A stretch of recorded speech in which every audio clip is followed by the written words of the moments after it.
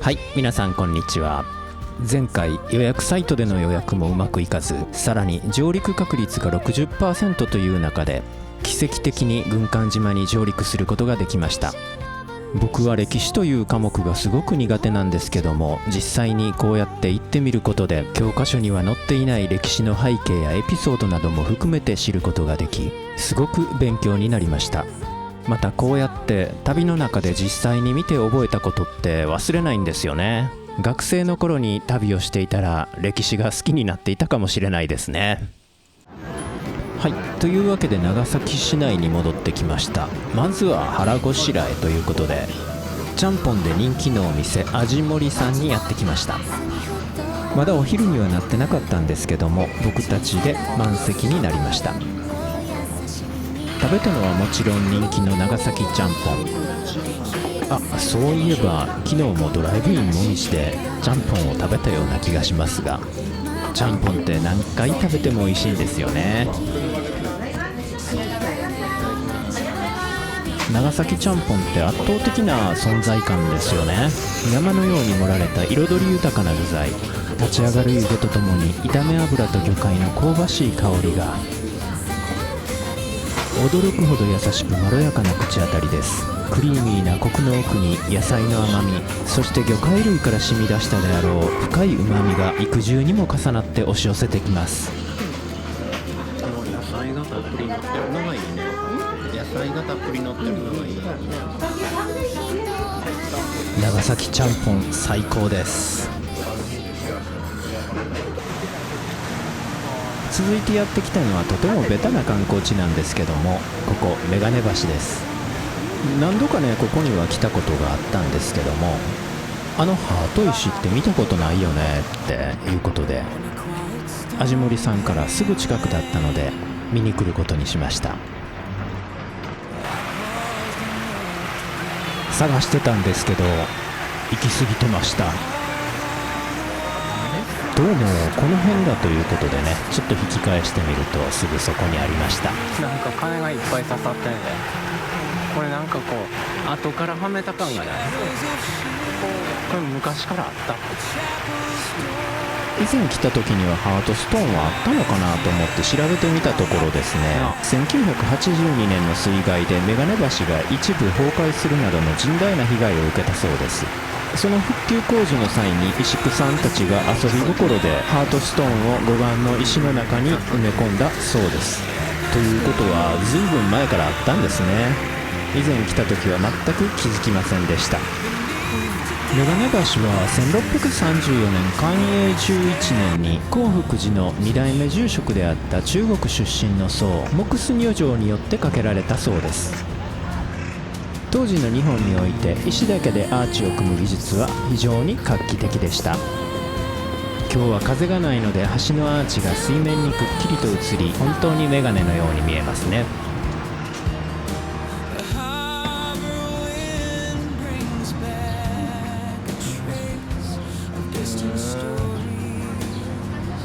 カッパか。この唇は麻生太郎かと思った。シーボス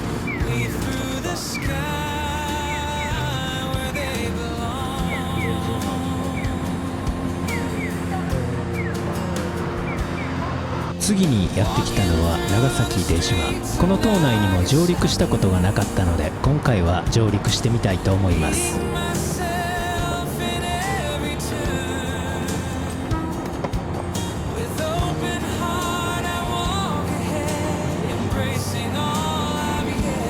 道路のまだ向こうまではそこまで。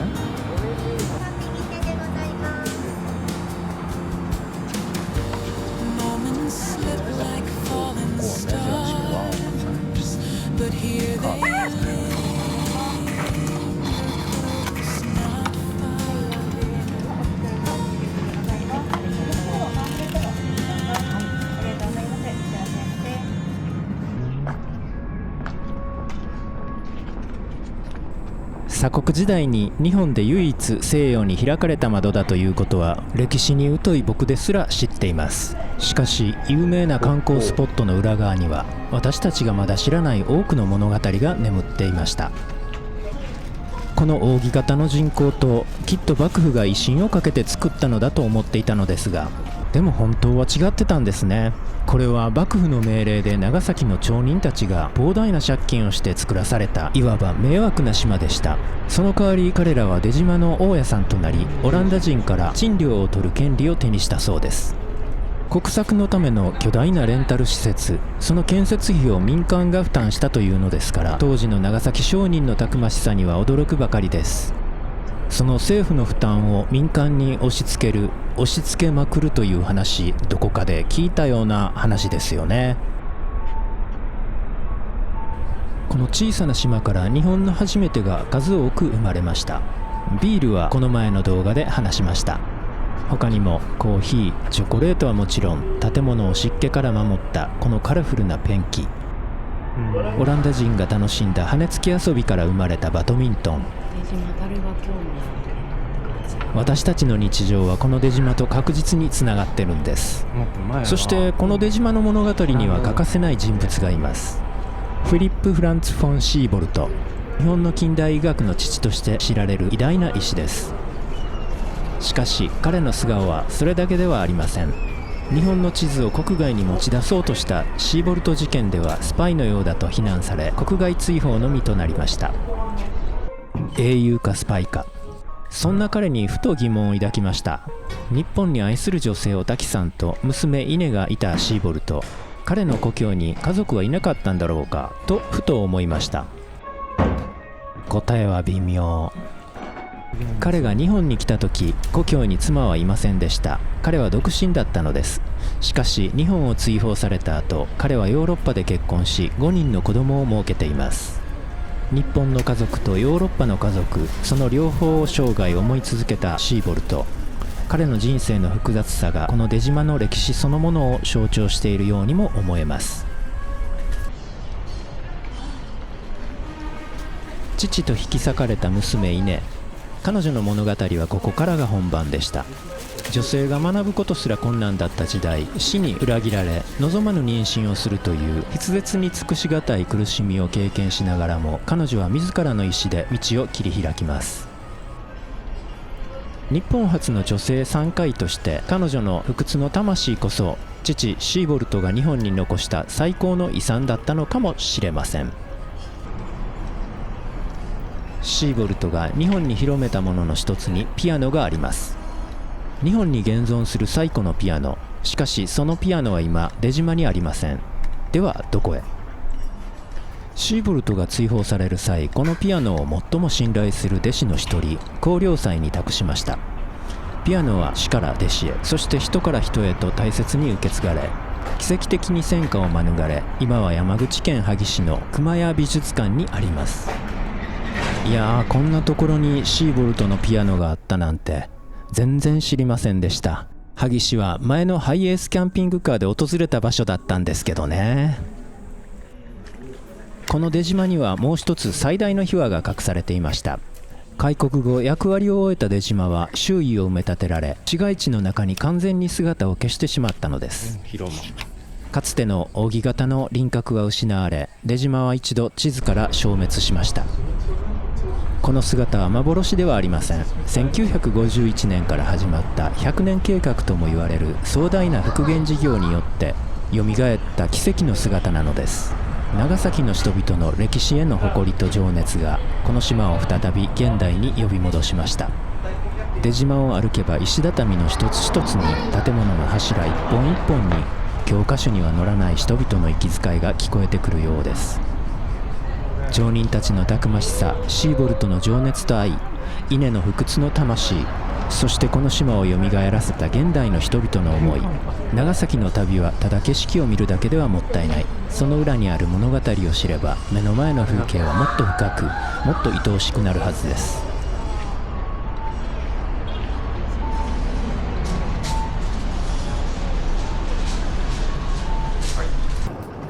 金だけっぽいな。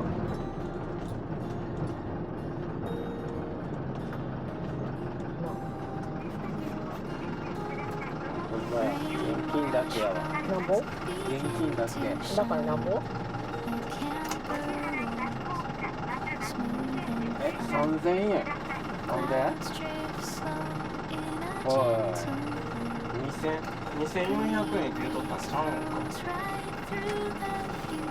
かなあ。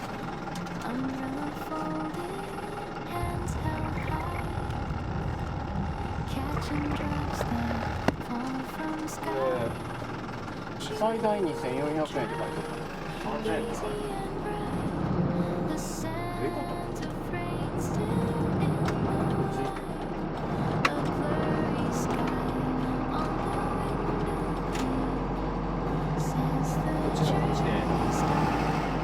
っちのこっちで左に行ってください。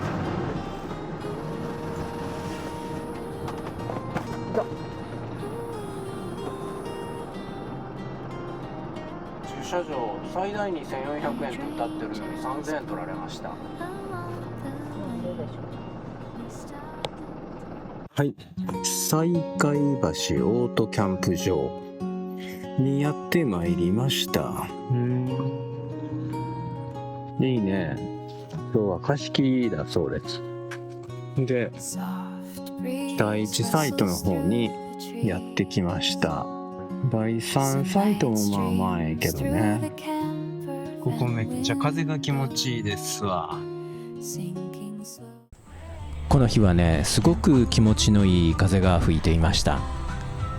キャンプ場も貸し切りということでね、せっかくなんで外に出てビールを飲みながら風を感じてゆっくりと過ごすことができました。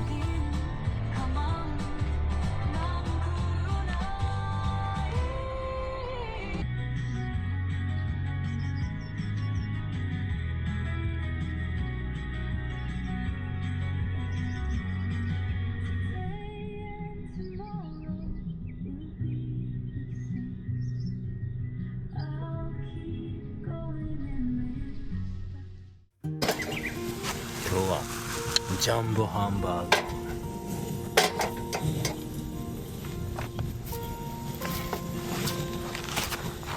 はい、じゃあ今夜は、ちょっとさっきビールも飲んだけどね、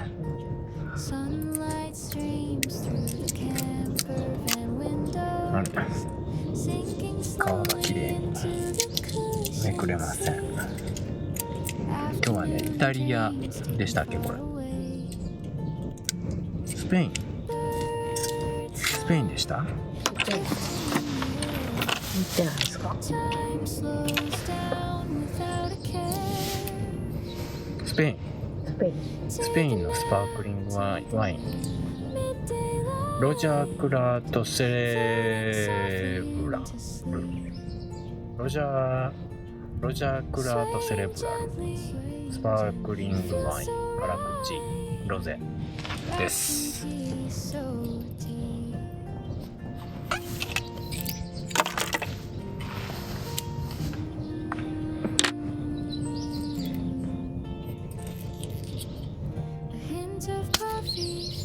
パシュって言ったんだ。は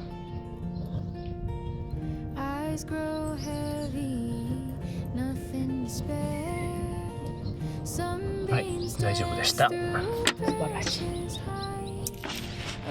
急減圧するとね、バシューってなるからね。泡ばっかりで。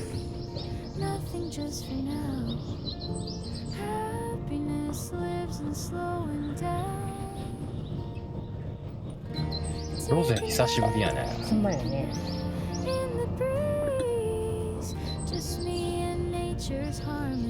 ロゼってなかなかいかへんもんね。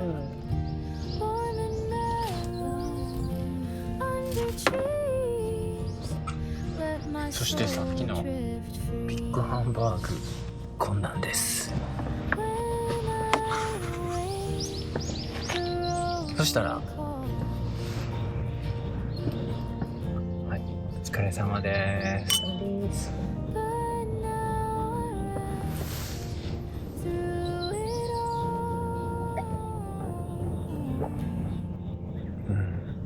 美味しい。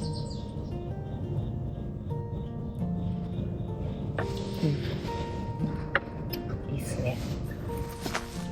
ジーマーミー豆腐。長崎にジーマーミー豆腐ってました。名前が長崎ピーナッツ豆腐って書いてます。ピーマーメンって書いてます。あ、そうなの。あ、すごい甘い。甘いぞ。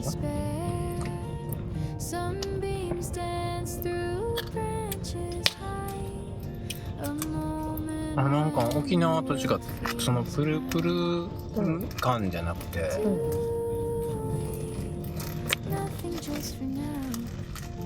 ピーナッツゼリーやね。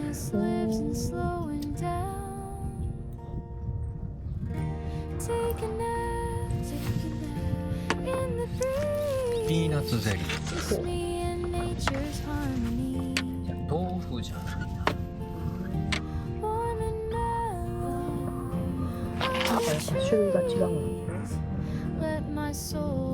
ゼリー。ゼリーよね。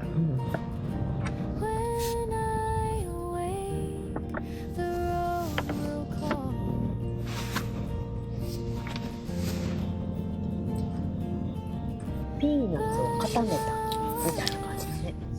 うん。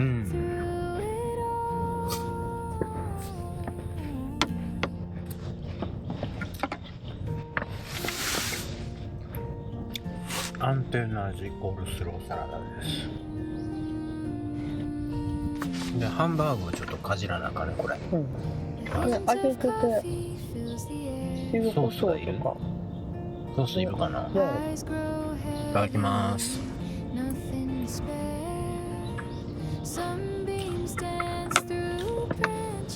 ちょっと味付けが欲しいかな。醤油かな。サラダ醤油っていうのがありますけど、ソースないもんね。これか、これにかけるか。わさびないもんね。マヨと醤油しかないから、醤油でいきましょう。サラダ醤油。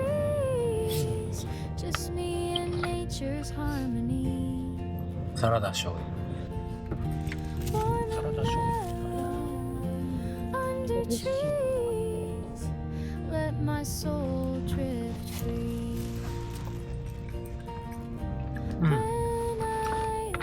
うまいうまい。美味しいです。岩塩をここにちょっとだけ横にかけて。岩塩な。岩塩。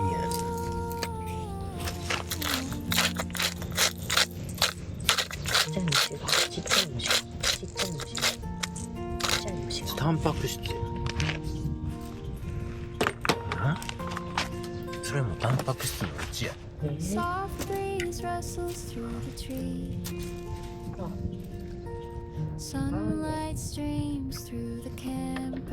岩塩うまっ。で、このお稲荷も1個いっとかなあかん、とりあえずね。お稲荷さん、この昨日のお昼のレストランのやつね。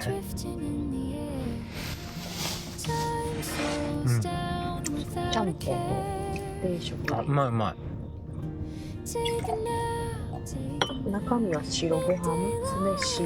白ご飯、酢飯。白酢飯。あれ、中身が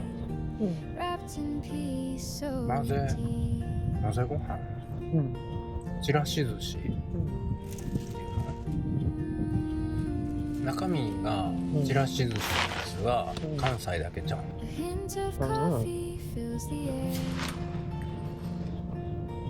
あれいいのいけるから。白いと。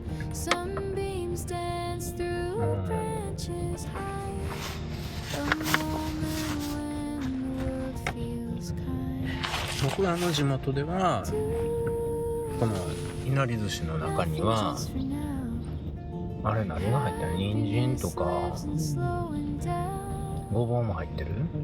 ちらし寿司の余った具を入れる感じ？ちらし寿司で同時に。でも緑は入ってないよ。緑？豆みたいなやつ。あれはちらし寿司。上にかけるやん。そう。ちらし寿司の下の具のところご飯に混ざってるやつそのまま入れるのか。同じ下の作りのベースのやつでお稲荷さんも一緒に作って食べてもうそんな感じよな。だからそれに人参とかごぼうとかレンコンとか入ってるよな。レンコン入ってるレンコン入ってない？だから食べさせてもらってるだけで作ってないから分かる。作ったことないもんな。寿司太郎しか作られへん。ということですよ。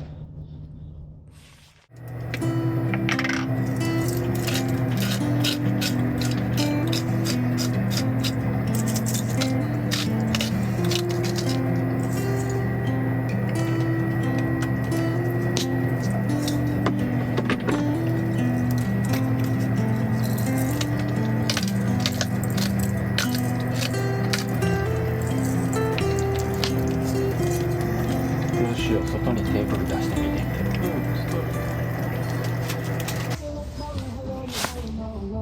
日が当たるとね、ぬくいねんけど、ちょっと陰ると寒いね。さあ、じゃあ朝ごはんいただきましょうか。じゃ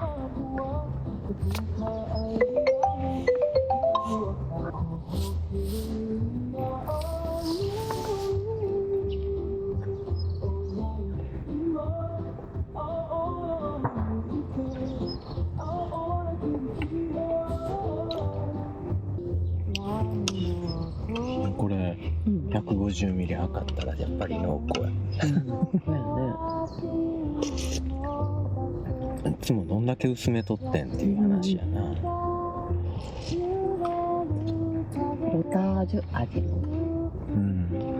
西太京オートキャンプ場、西太橋オートキャンプ場、なんかそんな読み方しとったよね。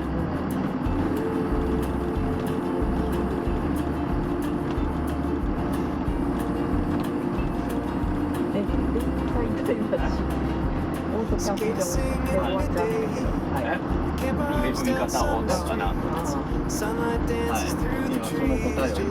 て答え間違った答え待ちよ。西橋。お兄ちゃんの海やったっけ？西海昔やない。西海橋。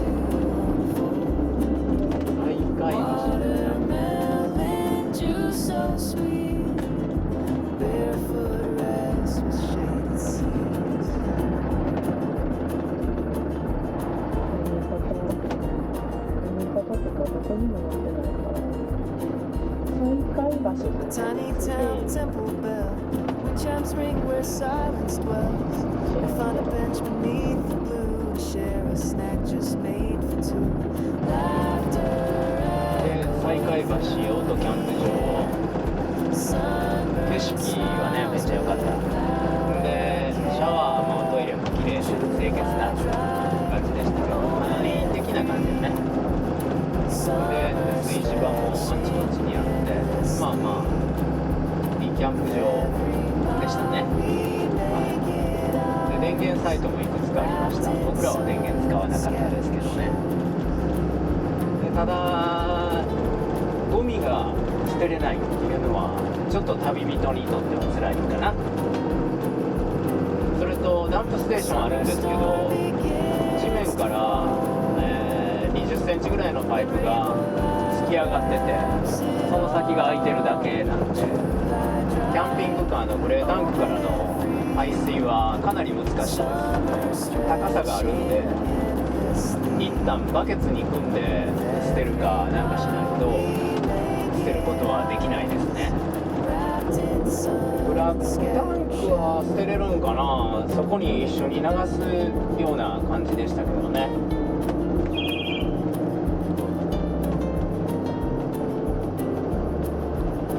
そしてね、ゴミが捨てれなかったんで、佐世保市の方に電話してみたら、佐世保市のキャンプ場で発生したゴミなんで、回収しますよということで、20キロまで10キロまで10キロまでやったかな、450円かなんかで、クリーンセンターの方に持ち込めば回収していただけるということで、今からクリーンセンターを通って次の目的地に向かいたいと思います。ゴミの量としてはね、大したゴミの量じゃないんですけど、ゴミ袋1袋にも満たない感じなんですが、ずっと置いとくとね、やっぱり生物入れてたトレーとか、食品の袋とかねありますんで、臭くなったら困るんでね、東部クリーンセンターの方に持ち込んで処理していただきたいと思います。今回の旅動画も最後までご視聴いただきありがとうございました。